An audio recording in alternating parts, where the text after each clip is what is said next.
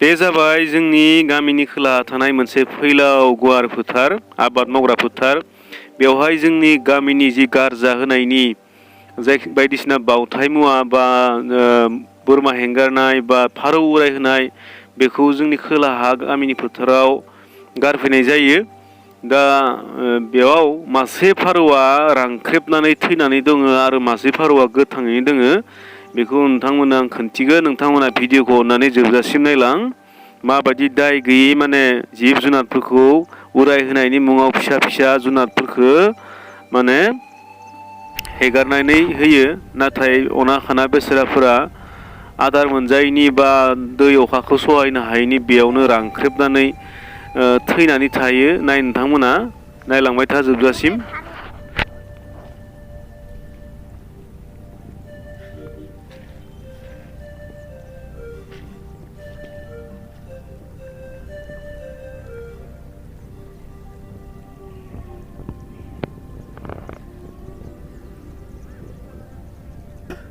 मासेया थैबाय फारौआ, आं एरखानि दै र'। फारौआ मासे थैबाय नै, बे फारौ उरायनाया मासे थैबाय। बे मासेया थैबाय, बे मासेया गोथाङै दोङो नै, बे मासेया गोथाङै दोङो। लामा गाथेनायाव हेंगारनायनि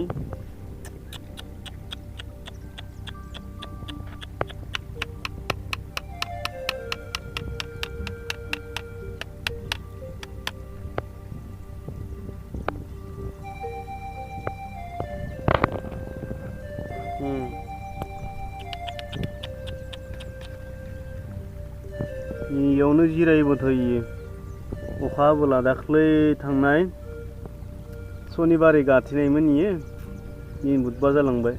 सनिबारनि उनाव अखा हादोंमोन, खिन्थु इयो अखायाव इयो इमान खस्थ' जाना बासिना दोङो इयाव। बेसेबां दिन थागोन मिथिया, खिन्थु आरो नै मासेया थैबाय, एखेबारे सेवबाय मासेया हा। लामा गाथेनायनि मुङाव बे दाय गैयै जिब जुनारफोरखौ जोङो बिदि खस्थ' होयो जों आलाय सिलाय। नायदो होमबा, बे मोदाय सथायो दुब्लि गेजेराव गारफैनाय जायो, खोलाहा गामिनि खोलाहा दैबारि दुब्लि बारियाव।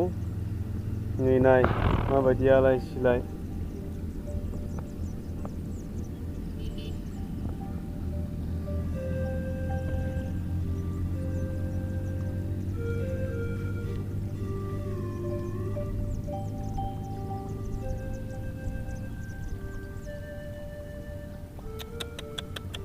नै सिङाव एरसोयो इयो।